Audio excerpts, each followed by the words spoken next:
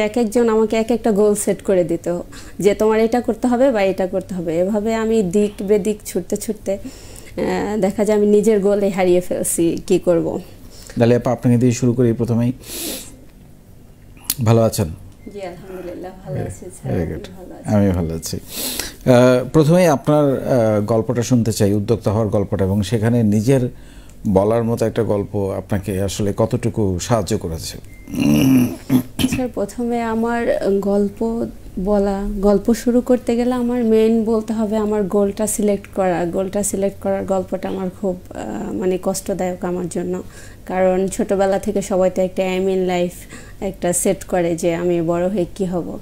তো সেই হিসেবে ছোটবেলা থেকে আমি বলা যায় প্রচণ্ড মেধাবী ছিলাম, স্কুল কলেজে সবসময় ফার্স্ট ছিলাম, ক্লাসে ফার্স্ট গার্ল ছিলাম। তো সবার একটা ইচ্ছা ছিল আমি বড় হয়ে ডাক্তার হব, বাবা মা ফ্যামিলি সবার ইচ্ছা ছিল।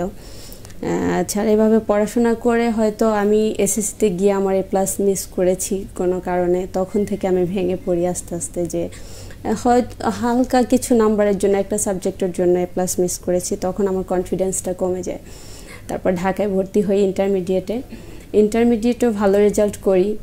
তখন হচ্ছে A+ না পাওয়ার কারণে সবাই আমার যে ডাক্তার হওয়ার স্বপ্ন এটা থেকে পিছিয়ে আসে যে তোমাকে দিয়ে হয়তো বা হবে না।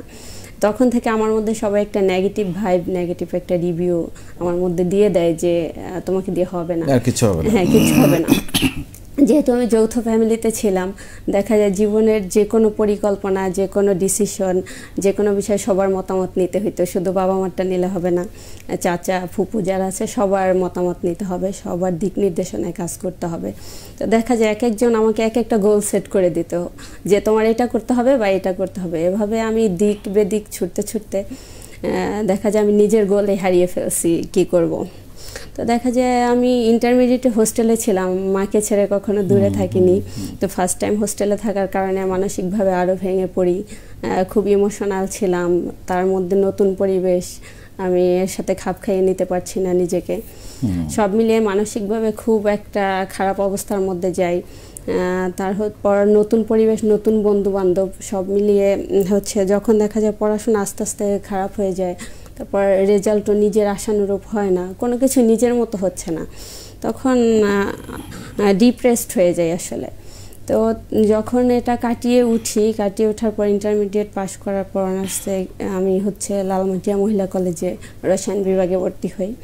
তো ওইখান থেকেই স্নাতকোত্তর করেছি। MSc করার পরে আমার পরিকল্পনা ছিল হয়তো একটা গভর্নমেন্ট জব করব বা হচ্ছে কলেজে হচ্ছে টিচার হব। সেরকম চিন্তাধারা থেকে এরকম একটা গোল নিয়ে আগাচ্ছি সামনে।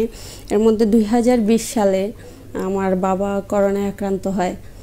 তখন বাবা খুবই খারাপ অবস্থা হয়ে যায়, দেখা যায় অক্সিজেন ছাড়া বাবা 1 সেকেন্ডও থাকতে পারছে না, 1 মিনিটও থাকতে পারছে না।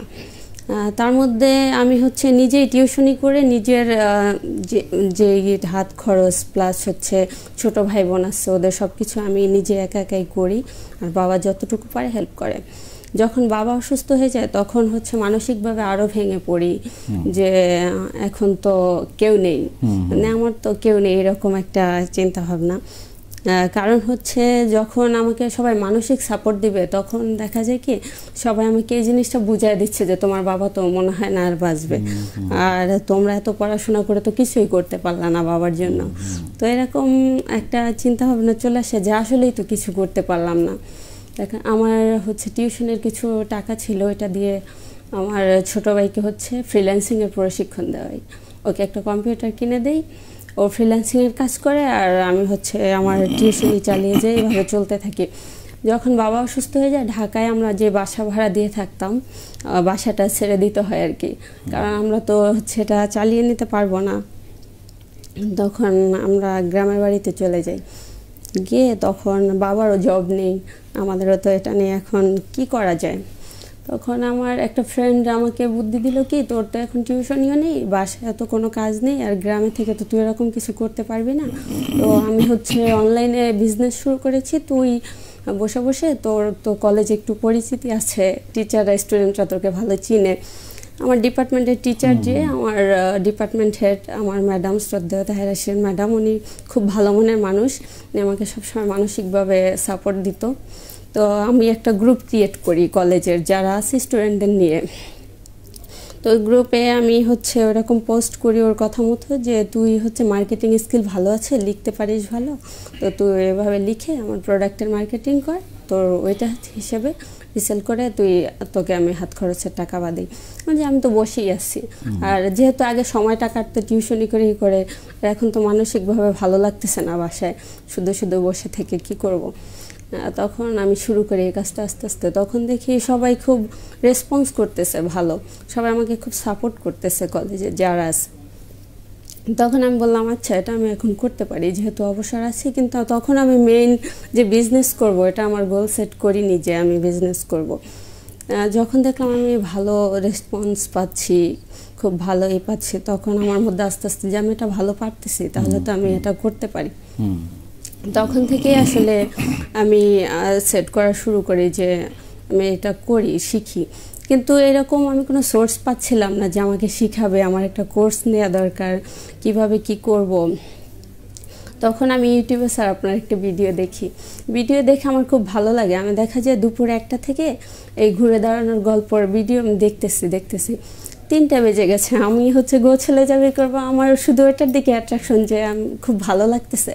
বসে বসে কয়েকটা ভিডিও এরকম দেখলাম, দেখার পর আমার নিজের মানে মানসিক প্রশান্তি, যে তার নিজের মধ্যে একটা স্ট্রেস ফিল করি নেই কোনো, খুব ভালো লাগছে যে হ্যাঁ সবাই তো শিক্ষিত, সবাই তো পড়াশোনা করছে, তারপর আবার এই কাজটা করছে, তো আমি করলে কোনো ভালোই হবে, খারাপ হবে না।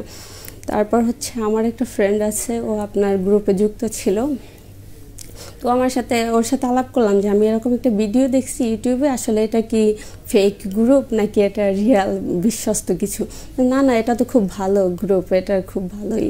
ও আমাকে ডিটেলস বললো, তারপর হচ্ছে আমি গ্রুপে যুক্ত হয়েছি একটা ভাইয়ের মাধ্যমে। তারপর হচ্ছে সেশনগুলো পড়ার পরে আমি হচ্ছে প্রতিটা সেশন চর্চায় থাকতাম, ভাই আপুদের কাছ থেকে অনেক কিছু শিখতাম। এরপর থেকে আমার হচ্ছে বিজনেসে পুরা মন চলে আসছে আর কি।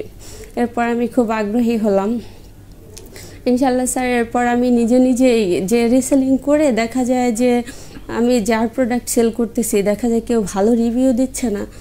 আমার ম্যাডাম টিচার যারাই তো নিচ্ছে যে প্রোডাক্ট আমি হাতে দেখতে পাচ্ছি না, কিভাবে আমি এটা কাউকে সেবা দিব, এখন তো সবাই আমাকে প্রতারক বলবে বা কী বলবে।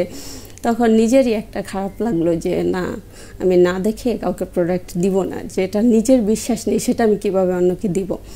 তখন আমি বলছি না, নিজেকে একটা কিছু করতে হবে। তারপর যখন আবার ঢাকায় ব্যাক করলাম, তখন হচ্ছে আমার ছোট ভাই ওর বলে আপু আপনি তো ভালো কন্টেন্ট লিখতে পারেন, আমার তো কারখানা পাঞ্জাবির, তো আপনি মার্কেটিং করেন, আমি এখান থেকে ডেলিভারি দিই। আমি বলছি তোমার প্রোডাক্ট আমার আগে দেখতে হবে, প্রোডাক্ট কোয়ালিটি হিসেবে তোমার প্রাইস ঠিক আছে কিনা দেখে তারপর আমার মার্কেটিং করতে হবে। বলে আচ্ছা সমস্যা নেই, আপনার বাসায় আমি পাঠিয়ে দিব, আপনি কোয়ালিটি চেক করেন, চেক করে তারপর হচ্ছে প্রোডাক্ট সাপ্লাই করবেন। তারপর ও পাঠাইলো কুরিয়ারে। প্রোডাক্ট পাঠানোর পরে আমি দেখেও আমি বলছি এই দাম, এই প্রোডাক্টের এই দাম আমি নির্ধারণ করে দিব, তুমি ওইটাই সেল করতে হবে, এর বেশি সেল করা যাবে না, কারণ কোয়ালিটির সাথে প্রোডাক্টের একটা সামঞ্জস্য থাকতে হবে, নইলে এটা হচ্ছে আমার ভালো রিভিউ আসবে না, ব্যাড রিভিউ দিয়ে তো আর আমি উপরে উঠতে পারবো না।